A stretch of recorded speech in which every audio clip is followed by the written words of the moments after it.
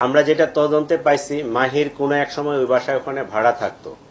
তো আগে থেকে ওই মেয়েটার সাথে পরিচয় দীর্ঘদিনের, কিন্তু প্রেমের সম্পর্কটা অনুমান 1.5 বছর ধরে। আগে তো ছোট ছিল, ওই একজন আরেকজনকে চিনতো, জানতো, প্রতিবেশী।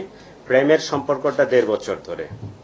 জোবায়েদ 1 বছর ধরে মেয়েটাকে পড়াচ্ছে, সে জগন্নাথ বিশ্ববিদ্যালয়ের ছাত্র।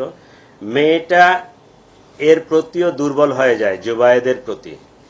এই এখন তো ওই যে মাইন্ড হচ্ছে টিল্টিং, যখন মাহিরের কাছে যায় তখন মাহিরের, যখন জোবায়েদের কাছে যায় তখন জোবায়েদের।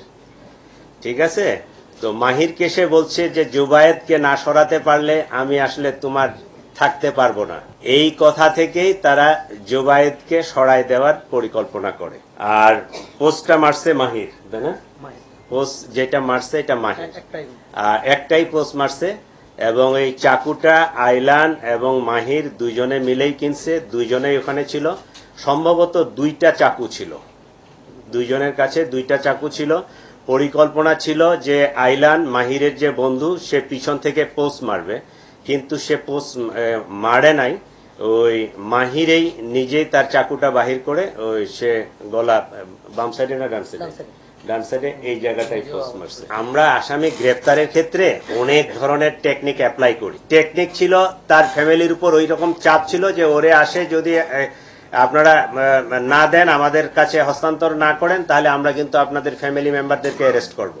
এটা আমাদের একটা পার্ট, টেকনিকের পার্ট। ওরা যে এমনি স্বেচ্ছায় আসে ওই হস্তান্তর করছে, বিষয়টা এরকম না। এটা একটা পুলিশি টেকনিকের একটা অংশ। আমরা যেটা পাইছি সেটা হচ্ছে যে আসলে কম বয়স্ক তো, 18 বছর। সে মনে হয় ওই ডিসিশন নিতে পারতেছিল না। সে যখন মাহিরের কাছে যায়, মাহিরের সাথে তার দীর্ঘদিনের পরিচয়, দীর্ঘদিনের প্রেম। ঠিক আছে?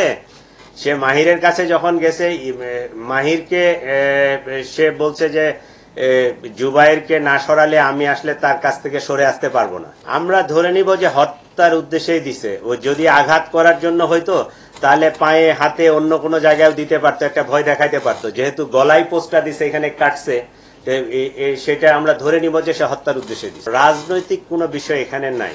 এটা ত্রিভুজ প্রেমের কাহিনী, কমপ্লিটলি ত্রিভুজ প্রেমের কাহিনী। এটাকে রাজনৈতিক কালার দেওয়ার কোনো সুযোগ নাই, বা আমরা ওইদিকে তেমন কিছু পাইও নাই।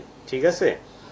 আর এই জিনিসটা ডিসক্লোজ হয়েছে সম্ভবত, মেয়েটা চালু, দুই দিকেই সে সম্পর্ক বজায় রাখছে। একটা পর্যায়ে মাহির বোধহয় এটা টের পাইছে। ও যখন চার্জ করছে, এটা কবে নাগাদ? 26শে সেপ্টেম্বরের পরে তাদের মধ্যে পরিকল্পনা আসে যে তাকে আমরা ওই সরাই দিব। আমরা এটা মেনেই নিছি, কারণ কোনো একটা ঘটনা ঘটলে আপনারা আমাদের সমালোচনা করবেন, এটাই ভালো। কারণ সমালোচনা করলে আমরাও সতর্ক হব, আমরা আরেকটু অ্যাক্টিভলি কাজ করতে পারবো, আইন শৃঙ্খলা পরিস্থিতি ভালো রাখতে পারবো, এটা পজিটিভ। ঠিক আছে? কিন্তু ঢাকা শহর 2-2.5 কোটি মানুষ বসবাস করে, এখানে যে রিক্সা শ্রমিক থেকে শুরু করে ওই বিলিয়নার মিলিয়নার লোকজনও বসবাস করে। Varieties of people, varieties mentality. Crime যে 2-4টা হবে না, এইটা নিশ্চিত বলা যাবে না। পৃথিবীর সব বড় বড় শহর, নিউ ইয়র্ক বলেন বা অন্যান্য শহরগুলো দেখেন, ওদের ক্রাইম স্ট্যাটিস্টিক্স দেখেন আমাদের চেয়ে বেশি। আমরা সেই তুলনায় আমরা মনে করব যে আপনাদের সহযোগিতায়, আমাদের সহযোগিতায়, সকলেই মিলে আমরা ঢাকা শহর অনেকটা নিরাপদ। 100% হয় আমি বলতে পারবো না যে একেবারে 100% ক্রাইম ফ্রি, এটা করাও সম্ভব না। বাট আমরা এইটা চেষ্টা করি যে সবসময় একটা সহনশীল মাত্রায় যেন থাকে। এখন পর্যন্ত আমরা ওই যে মোবাইলগুলো সিজ করা ছিল, মোবাইলের ওদের যে ফরেনসিক করে যে কনভারসেশন বা ওই মেসেজ, ওই যে জিনিসগুলো পেয়েছি, এখন পর্যন্ত আমরা এদেরকেই পাইছি। পরিবারের সদস্যদের ওইভাবে ইনভলভমেন্টটা এখন আমরা পাই নাই। এই জিনিসটা আমারও নলেজে কালকে আসছে।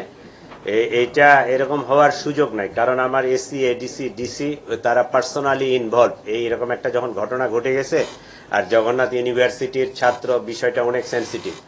আমার অফিসাররা নিজেরাই এই ডিটেকশন থেকে শুরু করে, আসামি অ্যারেস্ট করা থেকে শুরু করে সবকিছু করছে।